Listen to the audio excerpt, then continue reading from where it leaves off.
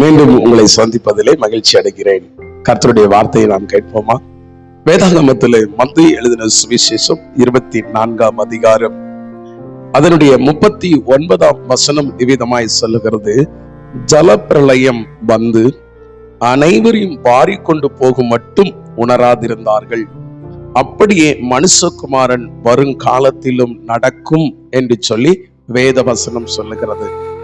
இன்னைக்கு ஒருவேளை நீங்கள் இந்த பூமியிலே வாழ்ந்து கொண்டிருக்கிற ஜனங்களை கவனித்து பார்ப்பீர்கள் என்று சொன்னால், உணர்வுள்ள ஜீவியம் இல்லாதபடி வாழ்ந்து கொண்டிருக்கிற கூட்டமாய் வாழ்ந்து கொண்டிருக்கிறார்கள்.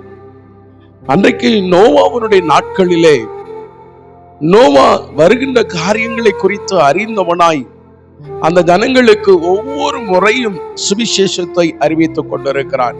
நீங்கள் மனம் திரும்ப வேண்டும், அவரை சந்திப்பதற்கு ஆயத்தமாக வேண்டும், தேசத்துல ஒரு அழிவு வரப்போகிறது என்று சொல்லி எத்தனையோ காரியங்களை அந்த நோவா சொல்லிக் கொண்டிருந்தார். ஆனால் ஜனங்களோ உணர்வில்லாதிருந்தார்கள் என்று சொல்லி வேதம் சொல்லுகிறது. அவர்கள் பெண் கொண்டும் பெண் கொடுத்தும் இவ்விதமான காரியத்திலே தான் ஈடுபாடுகளை செலுத்தினார்களே தவிர அவர்கள் உணர்வடைந்து மனம் திரும்பினவர்களாய் காணப்படவில்லை. நோவா சொன்னது போல் ஜலப்பிரளயம் வந்தது, அனைவரையும் மாறிக்கொண்டு போனது என்று சொல்லி வேத வசனம் சொல்லுகிறது. இன்றைக்கும் என் அன்பு தெய்வ பிள்ளை, இந்த வார்த்தைகளை கேட்டுக்கொண்டிருக்கிற நீங்கள் யாராயிருந்தாலும் சரி, என் ஆண்டவராகிய இயேசு கிறிஸ்து அவர் சீக்கிரம் வரப்போகிறார். அவர் வரப்போகிறார். அவர் வருகின்ற பொழுது என் ஆண்டவருடைய வார்த்தை சொல்லுகிறது, நோவாவுடைய நாட்களில் நடந்தது போல அது மீண்டும் நடக்கும் என்று சொல்லி என் ஆண்டவருடைய வார்த்தை சொல்லுகிறது. ஆதலால் என் அன்பு தெய்வ பிள்ளை, நீங்கள் இன்றைக்கு சிந்தித்து பார்க்க வேண்டும். நீங்கள் உணர்வடைய வேண்டும். பாவத்தை விட்டு உணர்வடைய வேண்டும். தீமைகளை விட்டு வெளியிலே வருவதற்கு உணர்வடைய வேண்டும்.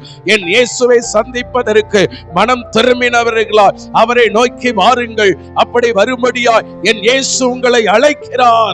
உணர்வில்லாதவர்களாய் இருந்து கொண்டு இருப்பீர்கள் என்று சொன்னார். அந்த ஜனங்களை ஒருவேளை அங்கே ஜலம் மாறிக்கொண்டு போனது போல நம்முடைய வாழ்க்கையிலும் கூட அது மீண்டும் நடக்கும் என்று சொல்லி வேத வசனம் சொல்லுகிறது. அப்படிப்பட்டதான ஒரு ஆபத்தில் நீங்கள் சிக்கிக் கொள்ளாதபடி இருக்க வேண்டுமானால், என் இயேசுவை சந்திப்பதற்கு நீங்கள் ஆயத்தமாய் இருக்க வேண்டுமானால், உணர்வடைந்தவர்களா இன்றைக்கே இந்த வார்த்தைகளை கேட்டுக்கொண்டிருக்கிற ஒவ்வொருவரும் உணர்வடைந்து தேவன் பக்கமாய் திரும்புங்கள், மனம் திரும்புங்கள், தேவனை நோக்கி பாருங்கள். அப்படி நீங்கள் பார்ப்பீர்கள் என்று சொன்னால் உங்களுடைய வாழ்வு பாதுகாக்கப்படும், உங்களுடைய ஆத்மா பாதுகாக்கப்படும், உங்களுடைய சந்ததிகள் பாதுகாக்கப்படும். கர்த்தருக்கு நேராய் திரும்புங்கள், உங்களுடைய இருதயத்தை கர்த்தருக்கு நேராய் திருப்புங்கள். வசனம் அழகாக சொல்லுகிறது, உணராதிருந்தார்கள். எத்தனை பேர் உணர்ந்துட்டு இருக்கிறோம்? இயேசு வரப்போகிறார் என்று சொல்லி காலம் கடைசியா இருக்கிறது என்று சொல்லிக் கொண்டிருக்கிறோமே, எத்தனை பேர் உணர்ந்து கொண்டிருக்கிறோம்? உணராதிருந்தார்கள் என்று சொல்லி இருந்த அந்த ஜனங்களுடைய வாழ்க்கையில் அழிவு வந்துச்சே. இன்னைக்கு நம்முடைய வாழ்க்கையில நாம் உணர்ந்து பார்க்க வேண்டும். ஒவ்வொரு காரியத்திலும் நாம் உணர்ந்து பார்க்க வேண்டும். நான் எப்படிப்பட்ட சூழ்நிலையில் வாழ்ந்து கொண்டிருக்கிறேன், அவர் வரும்போது அவரோடு கூட எதிர்கொண்டு செல்வதற்கு நான் மனம் திரும்பினவனாய் அவரை நோக்கி செல்ல வேண்டுமே. அப்படி செல்ல வேண்டுமானால் இதுவரை உணர்வில்லாதபடி பாவத்திலே விழுந்து கிடப்பீர்கள் என்று சொன்னால், இதுவரை உணர்வில்லாதபடி அசுத்தத்திலே விழுந்து கிடப்பீர்கள் என்று சொன்னால், இதுவரை உணர்வில்லாதபடி மனமோட போக்கில நீங்கள் சென்று கொண்டிருப்பீர்கள் என்று சொன்னால், என் அன்பு சகோதரா, என் அன்பு சகோதரியே, இன்றைக்கு உணர்வடையுங்கள். கர்த்தர் பட்சமாய் திரும்புங்கள். அப்படி திரும்பும் போது என் கர்த்தர் உங்கள் ஒவ்வொருடைய வாழ்வையும் அவர் நேர்த்தியாய் பாதுகாத்து ஆசீர்வதிப்பார். அப்படி செய்வீங்களா? எத்தனை பேர் அப்படி செய்ய போறீங்க? தெய்வ சமூகத்துல உணர்ந்து சொல்லுங்க. அல்லேலூயா. செய்வதற்கு வேண்டிய பலனையும் கிருபையும் கர்த்தர் உங்களுக்கு தருவார். God bless you.